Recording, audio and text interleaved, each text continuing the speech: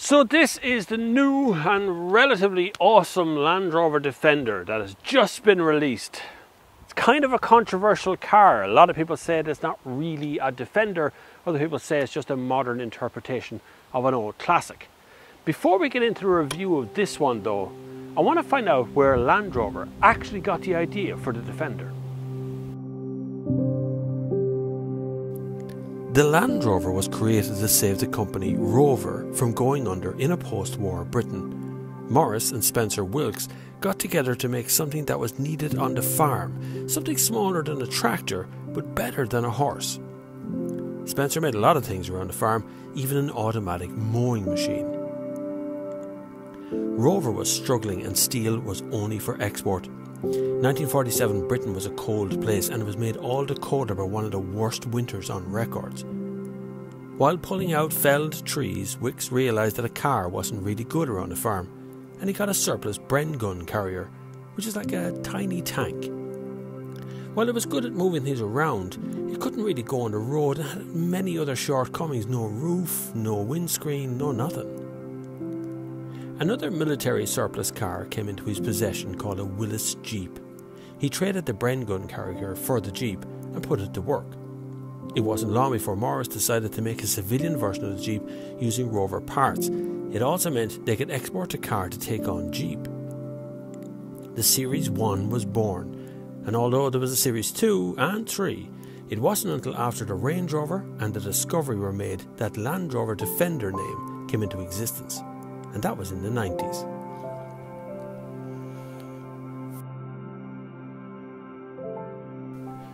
Very clever advertising over the years meant that Land Rover was very desirable, and the more sales they had, the more parts that were needed overseas. Land Rover could also run tools from the engine just like a tractor, so they could plough and harvest and even be a fire brigade, all without changing the chassis.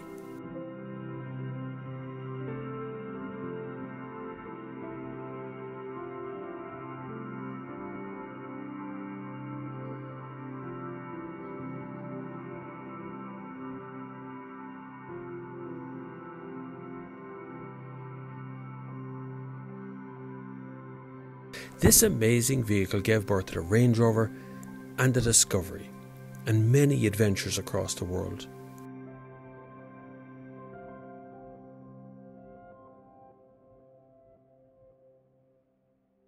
And now, back to 2020. Okay, we're going to have a look around with our little Sony camera on the outside of this car first. So, let's see, Defender, right? Now it has, of course, a massive Defender badge across the front of it here. But let me show you something. Really, the problem, look. Look at that. You see that? Can you see all that moving? That's all safety stuff. That's what's really happening here. So if this hits a pedestrian, you know, it's meant to deform and be safe and all that. But this is all plastic. Everything you see here is plastic. Now, not going to stop it being rugged, but if you're looking for a Defender, as in old Defender, they're made of metal. LED headlamps, spot lamps down the back, lots of little baffly places in here.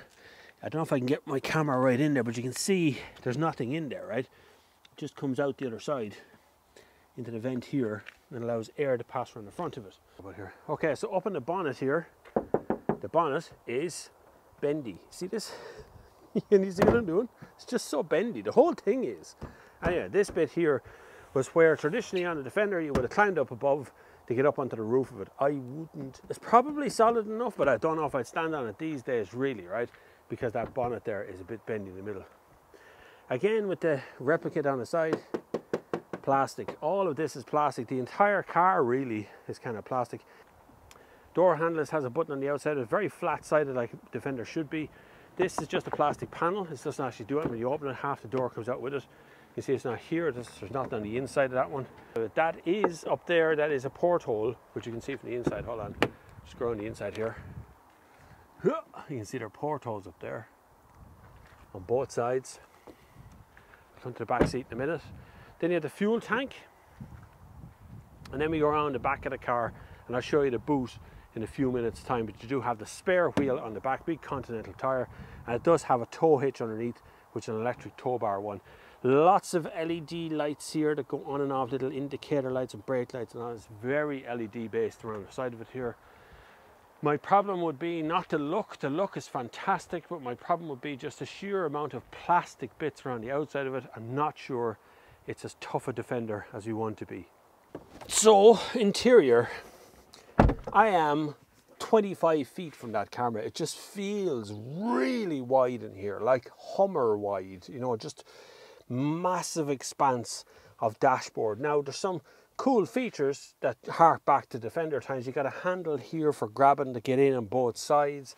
There's plenty of places to hold on to on the top of the dashboard for off-road use.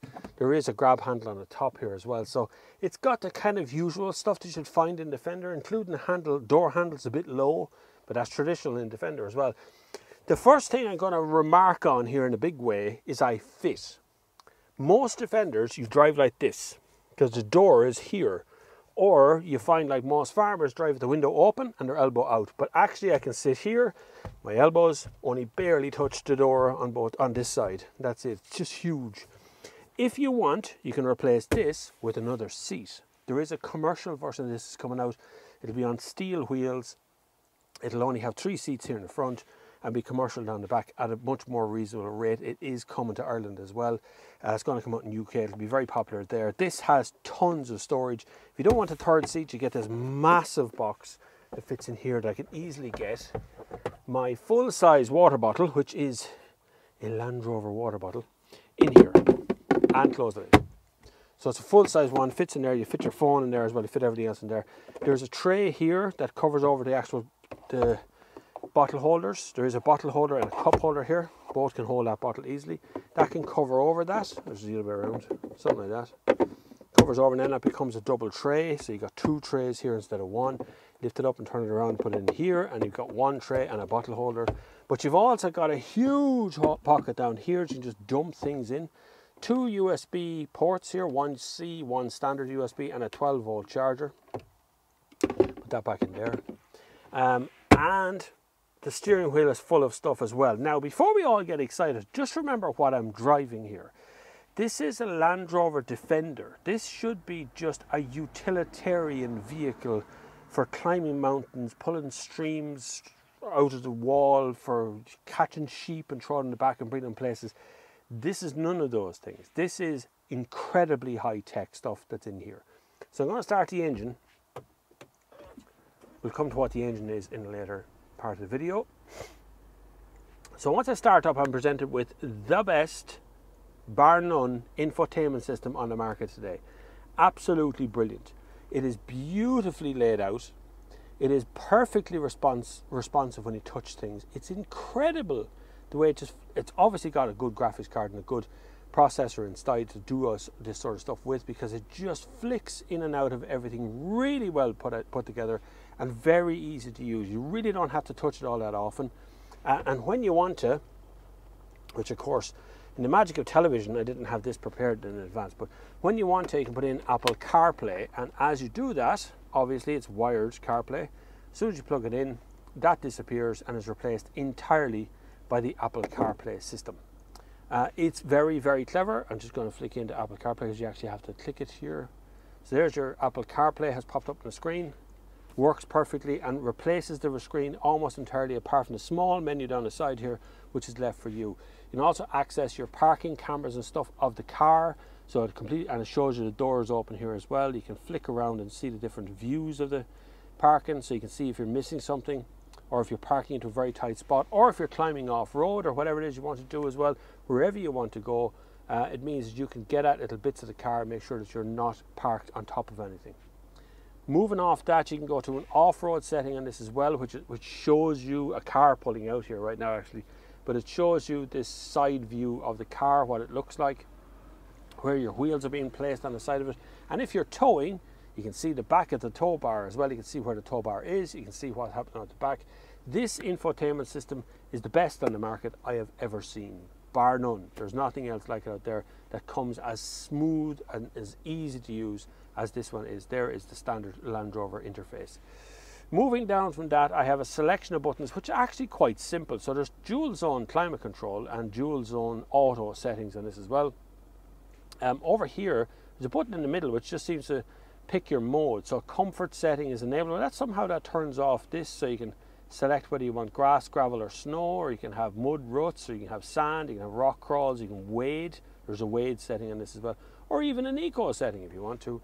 And then you can have the climate control setting, which is here on this side as well. And down on the side here I can raise and lower the car, so I can make the car taller and shorter. At the push of a button the car will raise up, and at the push of a button the car will drop down, allowing you access to the boot. That stuff is available from the boot as well. This is simple and easy to use. There's no other words for it. You don't have to touch anything. If you don't want to touch it, don't go near it. It's fine. Just leave it in normal setting and it will sort itself out. But if you kind of techie and feel techie, done. Moving over here, there's actually another USB port tucked away at the top of this, inside that sort of a, I don't know, glove box or dump. But there's also a glove box underneath here that can fit in more stuff underneath. And then you have this glass panoramic roof. All in all, I would give the interior of this a 10 out of 10. It's kind of faultless to me. I really like the interior of this. It is a super interior. It feels very, very refined. It feels admission, but it's not a Defender. That's kind of it. Last word goes to the digital dash. Gorgeous place. Steering wheel, it feels like it came off a bus, but that's what you want for off-road. You want to be able to drag that wheel around should you need to. And the seating position is 10 out of 10. It's an incredible car. Absolutely gorgeous. Before we go any further, we're going to have to look at the back seat. So let's have a look at that. Now, back door is quite heavy and big, but so is the interior. The size of this thing. That seat is set for me, and I could probably get another human between me and it. In the back of every seat there is a 5-volt charging socket for USB. Stretchy seat backs in every one of them, both sides. 2 more 12 USB sockets down here, and 12-volt sockets beside them, and a little kind of a weird shelf. Now, there's no way of controlling the air conditioning back here, which I'd say what that shelf replaces is some buttons here to control the air conditioning for the rear of the cabin. There isn't any, but I don't know too many cars, even at this price range, that really include that as standard. There is, of course, a nice, the size, I can just relax. You can just kind of lie down nearly in here. It's lovely. This is here as well. The seats do go flat in the back. Obviously, you can turn this into a commercial vehicle, and a flattened out commercial vehicle at that.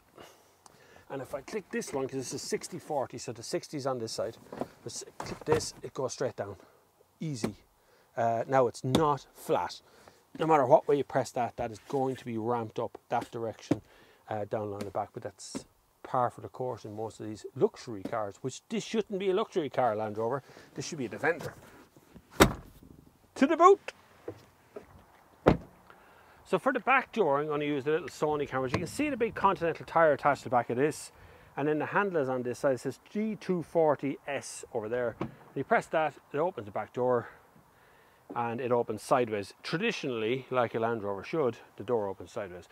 But the boot itself isn't actually that big. It's not as big as it looks on the outside of the car. It looks like this boot is going to be able to swallow 5 or 6 sheep. And you probably would get a couple of sheep in there, in fairness. It's big enough for that.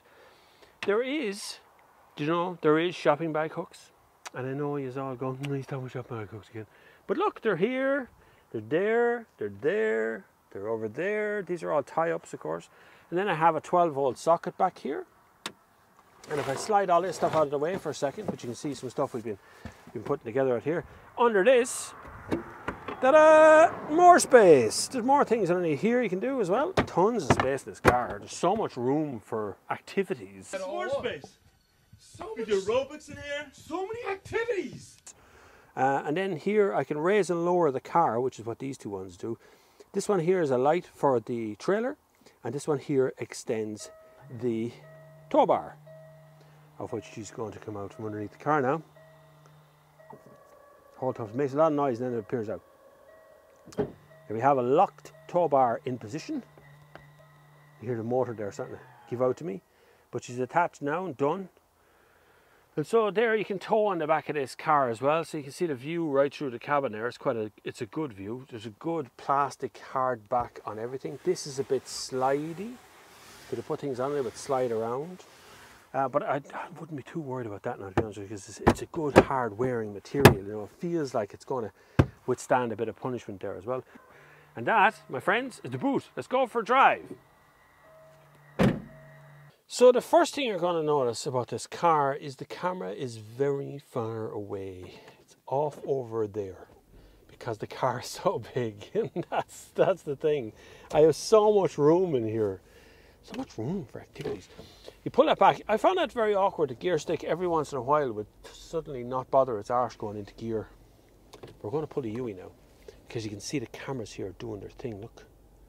See where the cameras here like this? And you can select the different cameras to look at. See them looking at different cameras? How cool is that? It's like having a little drone around you, isn't it? See? Click on the camera you want and it shows you exactly where your wheel is and what you're doing around the front. And I want to see where the wall is behind me, actually over here. So see the wall isn't there, and when I'm moving, the wheels are turning. I was going to say the wheels don't turn. Bad graphic animation. It tells you when the brake lights are on. See the brake lights coming on as well? That is just super cool. I'm sorry, but that's me being geeking out now on that camera system that really does work. It's like having a drone attached to the back of the car. It's so cool. It's still on. It's so cool. I can see how close the ditch is there to my wheels. Very good. I'm assuming when it reaches a certain speed it goes off. There it goes. Reduce speed to use cameras. So, to drive. This is powered by a 2-litre Ingenium engine. What a great word that is. Ingenium engine. Don't know what it means. It doesn't really matter. It's to do with the development system of Land Rover themselves. They developed this engine to do a certain job, and then the electric engines all started at the same time. So suddenly nobody really was interested in an Ingenium engine. But I am, because this one puts out 240 PS, which means it hauls ass when you want it to. It really does go. As such a quiet cabin when you're driving along, it just doesn't feel like a Defender. I can see why people go, oh, it's not really a Defender now, is it? I'm afraid this car is just not up to its heritage. That's the problem. That's actually the problem with this car. Heritage and nostalgia are two really, really powerful forces that happen to people over time, which is why we continually see things that are being rebooted, you know, TV shows that are being rebooted to come back now because nostalgia brings them back. And that's what's happened to this car. We look back at the previous Defenders as if there's something to get nostalgic about, when in actual fact, if this was not called Defender, we'd stop looking nostalgically at the Defender range and start looking at this car for what it is, a decent car. This is a serious machine, so this can do a job, and I'm going to use a few cutaways now to show you how heavy duty this car actually can be.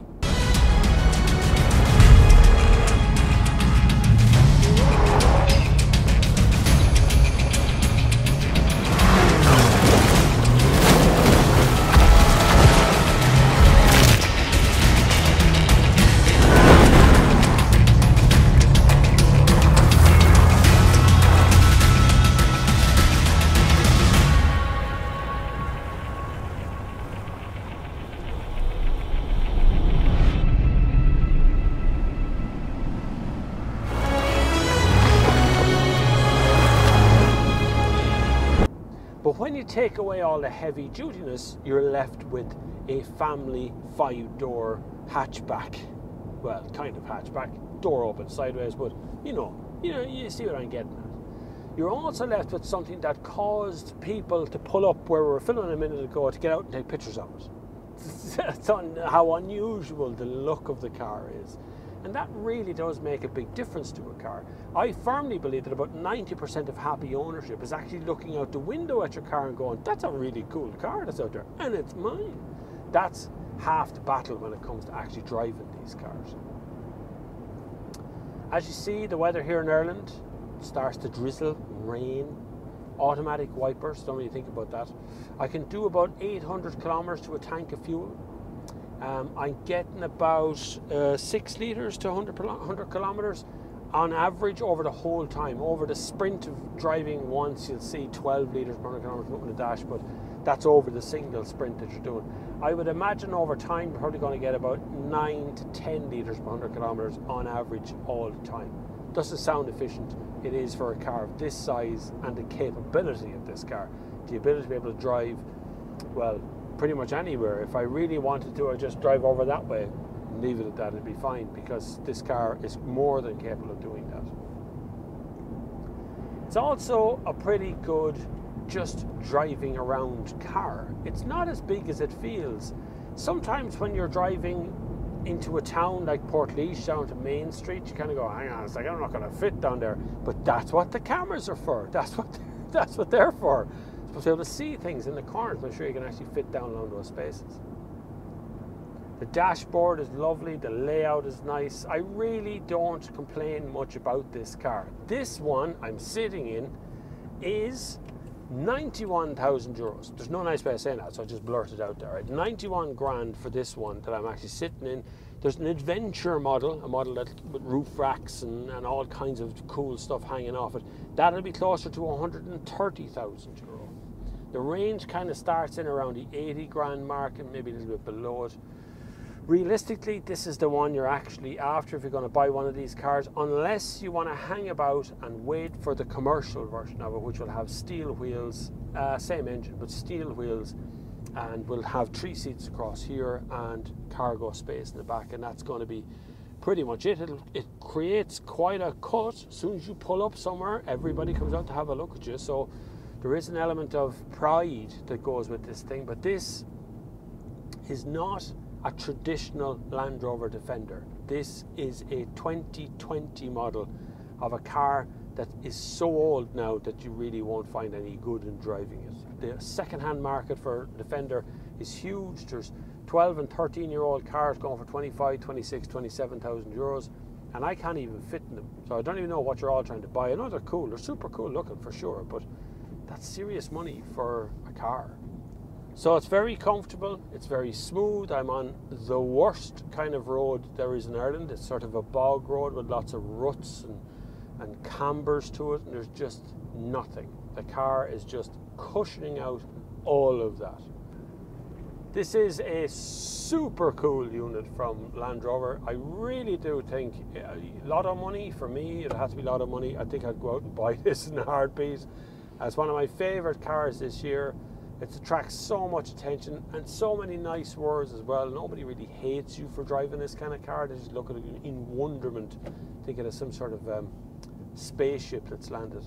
It's an incredible vehicle, and I really do like it. Thank you very much for watching. It's been a lovely time to have you here.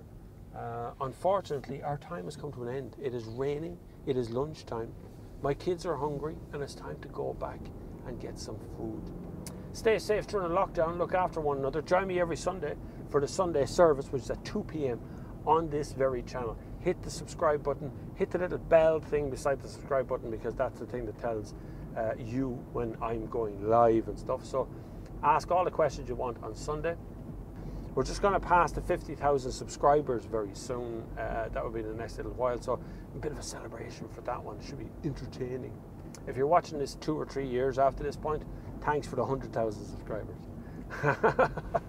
Thank you very much for watching, and until the next time, I will see you on the far side.